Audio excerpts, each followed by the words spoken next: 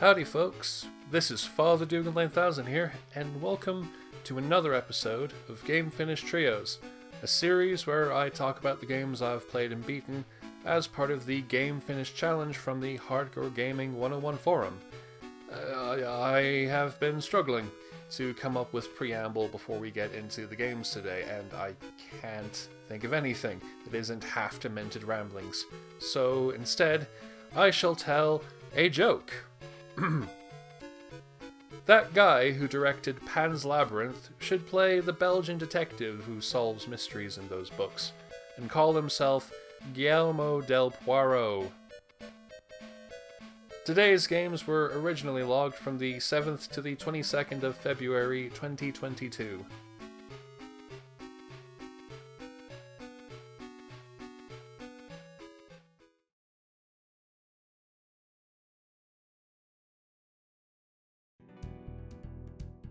Looney Tunes Racing for the PlayStation.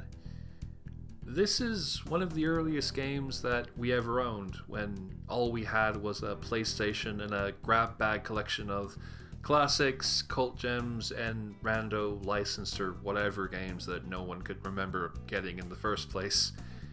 It's a pretty decent kart racing game, and one that I'd played through a few years ago. I'd totally forgotten I'd beaten it until I was roughly halfway through it this afternoon and decided to boot it up on a whim, and it took about an hour to beat. I was just really in the mood for a racing game, and I thought, why not this? And on this attempt, I came to appreciate a bunch of different things I'd always kind of observed but never really thought about consciously. For example, the weapon system, where the item you throw, depending on how many points you've collected via pickups, it encourages you to think on the move by making you consider whether you want to use the points you've got or wait until you have more of them to get a more advantageous weapon, depending on what you're doing in the race, where you are, and all that jazz. The attempt at dynamic music is a bit clunky, not gonna lie, but I appreciate that it tries to convey something similar to the way that the old Looney Tunes cartoons were scored, by mapping loops to specific parts of a racetrack and playing unique arrangements for when you're boosting or going down a hill, overtaking someone, or you're being overtaken. Something I especially dig is how well the minimalist angular backgrounds fit the style of the late 50s cartoons, particularly the Chuck Jones cartoons when Maurice Noble was in charge of the art direction. It's a really good example of how limitations allowed for a better representation of the source material's art style. I kind of think Looney Tunes games looked their best during this era. You also see stuff like Sheep, Dog, and Wolf, or Sheep Raider for you filthy Americans, and it's got that same kind of thing going on. And I've heard that Space Race on the Dreamcast, I think that's what it came out on, had something quite good in its art direction as well. I've not played much of Sheep, Dog, and Wolf, never played Space Race, but maybe they'd be worth checking out one day. They look quite cool at any rate, and that's always the important thing at the end of the day. And this is pretty alright too. I used to be a bit apathetic about it, but I've come around to it, and you know what, it's quite the fun little racer.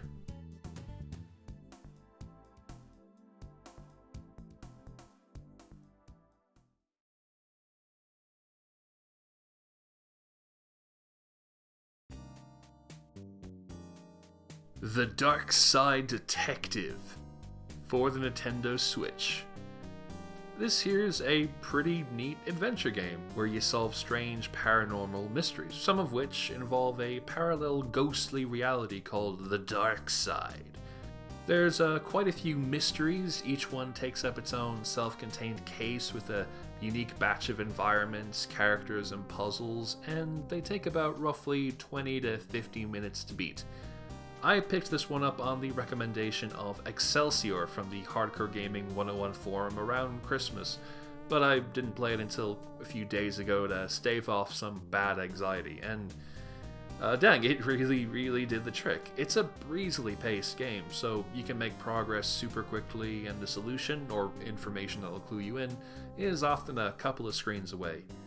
That said, I have realized I'm quite bad at retaining information since I've found myself looking up a walkthrough only to find that I just had to remember an object I looked at previously and then click on it again to grab it. There are plenty of objects to observe, and I sometimes find it hard to tell which you'll need and which are just there to make goofy remarks about. But to be fair, that vagary is part of the fun with quite a few adventure games, since you never know what's important until you have that aha, eureka, or zvari moment. I think that's how you pronounce it. So it's more of an acknowledgement that said element leaves me out in the cold and wishing that there was an in-game hint system for idiots like me, not a condemnation of that type of adventure game design. You know, it is what it is. This was quite the cozy little game, and I figured at some point I'll pick up that sequel sooner than later, because there is a sequel to it that seems to be about as good. Don't know, it's been 2 years since I originally did this write-up and have not gotten it in the meantime. It's still on that Switch wish list, so, you know, maybe. One of these days, bang, zoom, straight to the eShop, as your man off of The Honeymooners used to say.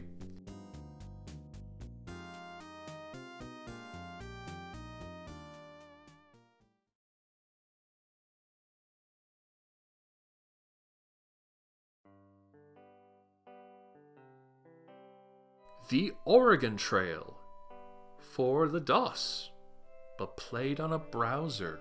Ooh, cheeky. Okay, so a bit of trivia as to why I got to playing this. One of my favorite series of YouTube videos back in the day was Let's Drown Out. It was a sort of experimental Let's Play series run by Yahtzee Croshaw, who does the zero punctuation, now fully or whateverly ramblematic videos he does these days, and his friend Gabriel Morton. They did this for about 2.5 years, from late 2013 to 2016, and they just played through dull or not very interesting video games while discussing a variety of topics. It was a mix of podcasts and Let's Plays, which I really liked. It's the only Let's Play series I ever really jived with, because the game part of it was kind of incidental. It was more you could listen to their discussion and occasionally look at the game if you wanted to, but it wasn't mandatory, which was nice for someone like me who sometimes, actually oftentimes, needs something to do with their hands, otherwise I'm just twiddling my thumbs endlessly. And for whatever reason, I tend to gravitate towards their video where they play through and end up beating the classic educational game, The Oregon Trail, where you must travel across the states in 1848 in a perilous journey full of bad roads, thieves, suddenly deep rivers, and equally sudden diseases. I was watching the video yet again the other day and got the idea of playing the game for a small bit before I went to sleep. I picked a banker, whose main advantage is having lots of money to buy supplies with, but may also have the disadvantage of not being able to repair broken wagon parts, and instead needing to use replacement parts. I somehow managed to make it to the game's destination of Willamette Valley? Willamette? I'm not an American, I don't know how you pronounce that. But in typical Oregon Trail fashion, I ended up having quite a few pairs of clothing nicked by nightly thieves, got a couple of oxen killed, lost 2 of my characters to diseases, and lost another 2 to a river caulking attempt that went disastrously wrong. Yeah, I literally had 5 people and one survived, but I made it, so at least there's that. Yeah, this is actually my first time properly playing the Oregon Trail. It's a fairly quintessential game. Apparently appeared on a lot of school computers for different places, so that's pretty cool. It's nice that everyone has, or plenty of people have, a weird bonding experience over this random, cool little weird traveling game.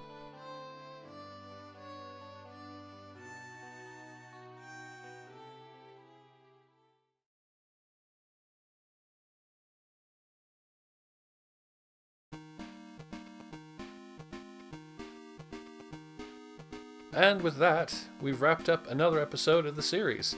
I hope that you enjoyed watching, and that you'll tune in for the next video. Thank you so much, and until we meet again, have a wonderful day.